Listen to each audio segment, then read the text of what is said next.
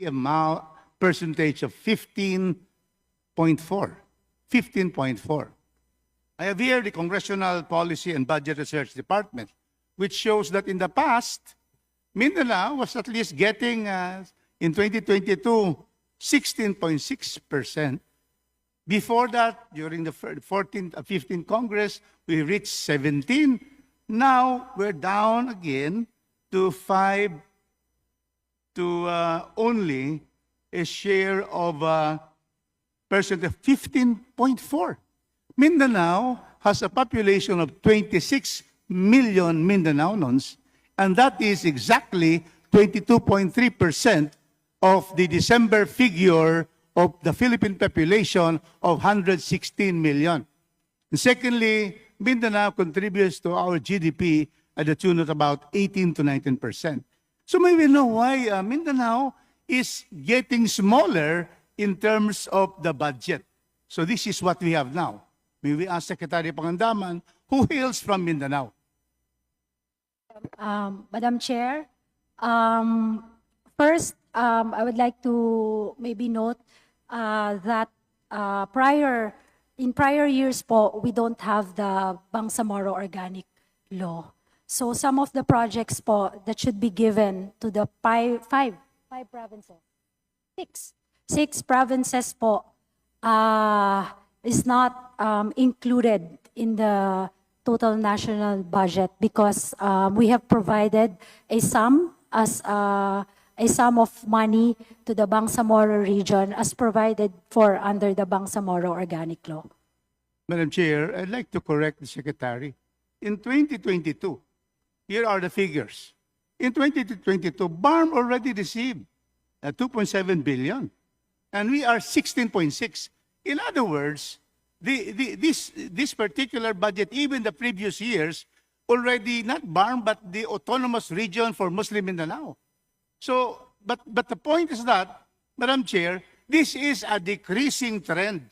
And I'd like to read the report of our Secretary of our Department of Economy, Planning and Development.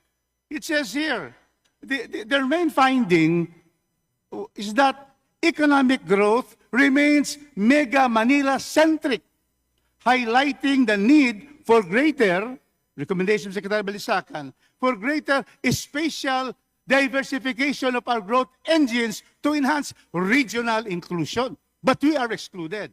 Another statement of the report of our good Secretary of the Economy is this.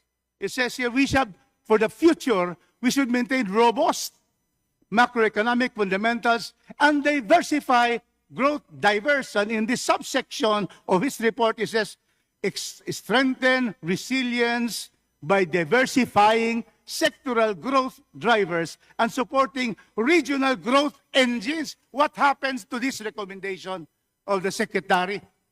Because really, 15.4, and why? Here it is. The reason why we only have 15% and our poorer friends from the Visayas is only receiving 11.1. Can you imagine that? The Visayas gets only 11.1. We get 15.4. And the reason for that is here in the report of the Honorable Secretary. Because nationwide is 25%, that's all right. But then central office gets 10%, 10.2. Why will the central office, reserve 10%? This will be the pork barrel of the cabinet members. It should be pushed already to the regions and improve the region, especially Mindanao and the Visayas. We are not going against Luzon. Luzon, Madam Chair, gets 24%. Mindanao gets 15%. Luzon, excluding NCR. NCR gets 13.3%. We will not complain about that.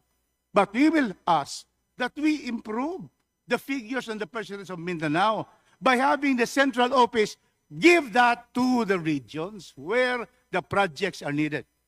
Madam Chair, that's true. I agree po with our Congressman Congressman Rodriguez. Some of the projects and programs within the 2026 budget are lodged under the nationwide and central office of each of the departments. For example, the foreign assisted projects. There are some that are really for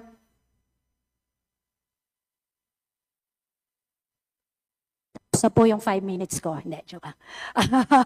Some projects that are foreign assisted in nature are actually in the centralized and nationwide, are lodged in the nationwide and central offices of each department. This is also true for projects like For Peace, AICS, and other social protection program. I know that some of the school building programs and even the materials for our DepEd schools are also lodged under the central office. Maybe moving forward, Madam Chair, we can actually show a presentation where will this budget, the allocation for Mindanao will go. But we will have to ask the department secretaries when they implement such projects, Madam Chair. Thank you, Secretary. So in the Committee of Appropriations, we'll probably call the cabinet members how they can push the percentages to the regions, Visayas and Mindanao. Last point, Madam Chair. Now we go to the regional allocation for agriculture. Very important. Mindanao is said to be the breadbasket of our country, and it thrives on agriculture.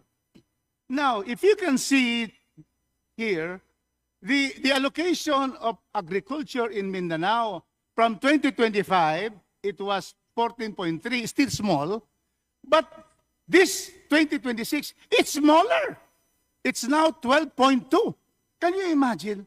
Instead of increasing the percentage of Mindanao in agriculture, 14.3 this year, it now becomes 12.2. What is the explanation of the DBM and the DBCC, the Development Budget Coordination Council Committee, on the reduction of Mindanao? Why reduce Mindanao when we are the breadbasket providing 40% of all the food in the country? So bakit? So maybe know now the answer. Madam Chair, just two points. On that If I question. may, Secretary Pangandaman, Representative Rodriguez, the time is up, so this would be your last question. I Representative, agree. I always follow the chair. thank you very My much, last Representative question, Rodriguez. and please explain, because what I see here is that the central office gets 45.9. The central office gets 42%, 0.9. Mindanao only gets 12. Visayas gets 9%. Visayas 9%. And then Luzon is 25.9%. And NCR, I cannot see the agriculture in NCR, 9.9%. You see? So those are the things that we in Mindanao would like to know. Thank you, Madam Chair. I end there. And, you know, we always would respect our secretary. And there will be probably means to be able to correct this. After all, Congress will decide on this NEP. And that is why the congressmen are here, especially from Visayas and Mindanao. Let us ask for a better deal for Visayas and Mindanao. Thank you, Madam Chair. Let's get the answer of the Honorable Secretary Amina. Madam Chair, again, if I may, the nature of the programs and projects under the Department of Agriculture is that most of its programs and projects are actually lodged under the central office. And then we will only be able to see the recipients once they implement the project. Maybe when the Department of Agriculture is already here during their budget deliberation, they can actually explain or unbundle the said programs and projects, and then show which ones will go to the Mindanao. And then second, Madam Chair, there's a big foreign assisted project under the Department of Agriculture that has already ended. This is the PRDP. These are the support services that the World Bank provided the Department of Agriculture. I know that most of the beneficiaries under that foreign assisted program are actually given to Mindanao, Madam Chair. Thank you, Mr. Chair. Secretary. Thank you, Madam Chair. Thank you very much, Representative